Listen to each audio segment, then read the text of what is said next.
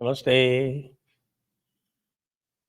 आप सभी से अनुरोध है कि कृपया हमारे चैनल को सब्सक्राइब करें, वीडियो को लाइक करें और वीडियो को शेयर भी करें।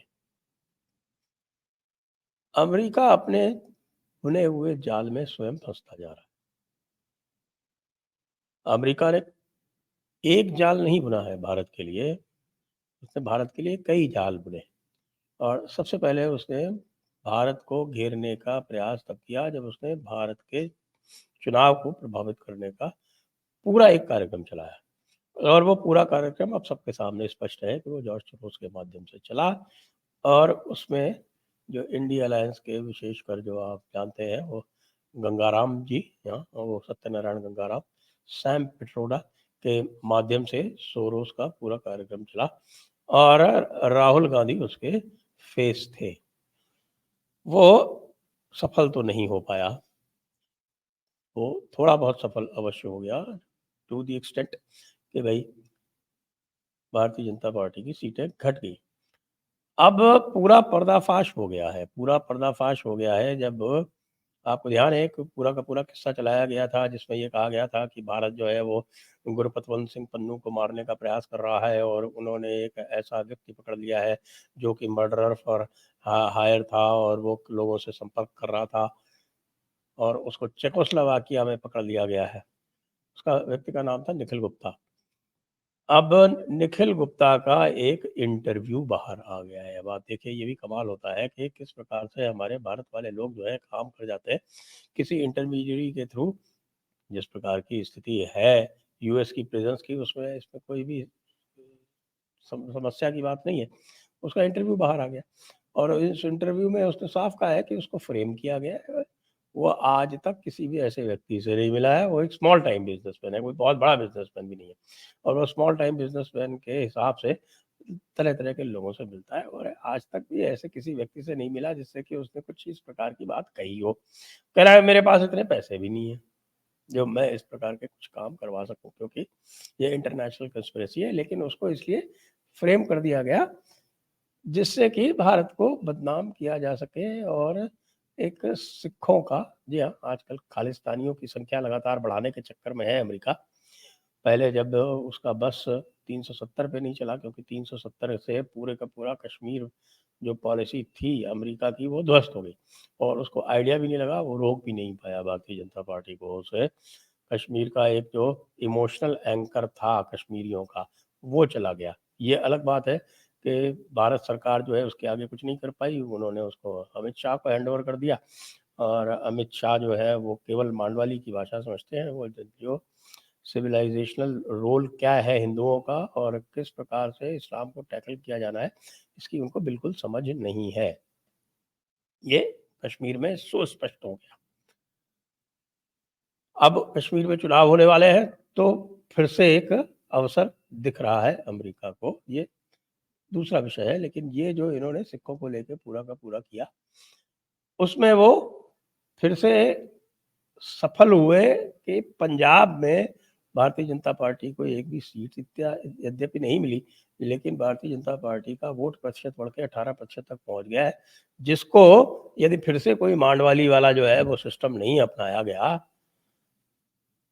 हमारी बीजेपी की लीडरशिप द्वारा, नेतृत्व द्वारा, तो वो निश्चित आगे चल के भारतीय जनता पार्टी वहाँ इस स्थिति में पहुंच सकती है कि वो आगे सरकार बनाने पर स्वयं के नेतृत्व में सरकार बनाने में सफल हो सके। क्योंकि पंजाबी जो है वो एक्सपेरिमेंट करते हैं और एक्सपेरिमेंट करने में उनको नई नई पार्टियों के साथ एक्सपेरिमेंट करने में भी कोई गुरेज नहीं होता, जैसा आपने देखा कि किस प्रकार वहाँ पर आई ये पार्टी, आम आदमी पार्टी। अब ये इन्होंने भारतीय इलेक्शन के साथ कर लिया। भारतीय इलेक्शन में वो सफल नहीं हो पाए, तब उन्होंने बांग्लादेश में आरंभ किया। अब बांग्लादेश का भी काउंटर तैयार है और बांग्लादेश का काउंटर तैयार ये है जो मैं पहले आपसे एक बार चर्चा कर चुका हूँ कि अब एक बनेगा नया प्रदेश और वो नया प्रदेश जो है उसमें बांग्लादेश का भी एक हिस्सा सम्मिलित होगा। इसको लेकर सीआईए ने बांग्लादेशियों को मोहम्मद यूनुस को चेता दिया है और कह दिया है कि भाई इसके प्रति सावधान रहो, और हिंदुओं के प्रति जो अत्याचार कर रहे हैं तुम्हारे जमात इस्लामी वाले, उनको एक सीमा से ऊपर ना जाने दो। इसमें समस्या ये आ रही है कि बिल्कुल किसी भी तरह का कंट्रोल जमात इस्लामी वालों पर मोहम्मद यूनिस और उनकी जो सरकार है वो नहीं कर पा रही है। जमात इस्लामी वाले खुले सांड हो रहे हैं इस समय बांग्लादेश में, और उसी तरह से वहाँ सारी हरकतें कर रहे हैं। अब भारत को भी इस समय वेट एंड वॉच करना पड़ रहा है। वो करना इसलिए भी पड़ रहा है क्योंकि मानसून के समय आप बहुत कुछ कर भी नहीं सकते पश्चिम बंगाल में, क्योंकि पश्चिम बंगाल में मानसून इतना तीव्र होता है, नदियों की धारा इतनी तेज होती है और नदियाँ इतनी सारी है कि आप यदि कुछ करोगे भी तो वहाँ पर आपकी सेना जो है वो फंस जाएगी। इसीलिए आपको ध्यान हो कि जब 1971 का ऑपरेशन हुआ था तो जनरल मानेक शॉ ने यही कहा था कि भाई मई में उनसे कहा गया था कि you invade Bangladesh, east Pakistan. तो उन्होंने कहा था कि if you ask me to go in now then I guarantee you defeat. और उसके उन्होंने बहुत सारे कारण बताए थे,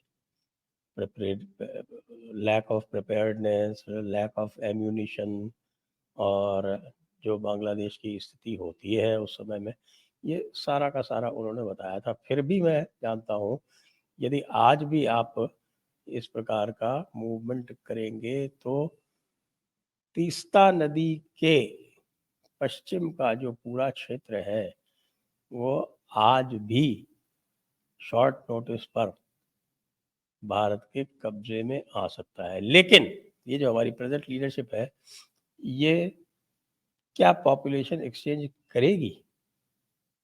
इस प्रेजेंट लीडरशिप से तो मैं ये नहीं रखता उम्मीद कि वहाँ से जो बांग्लादेशी मुसलमान हैं उस क्षेत्र से, जो वो रंगपुर डिस्ट्रिक्ट है, और रंगपुर डिस्ट्रिक्ट से और कुछ राजशाही डिस्ट्रिक्ट का कुछ पार्ट है, उससे वो उनको वहाँ से हटा ले और उनको उधर भेज दे और हिंदुओं को इधर ले आए।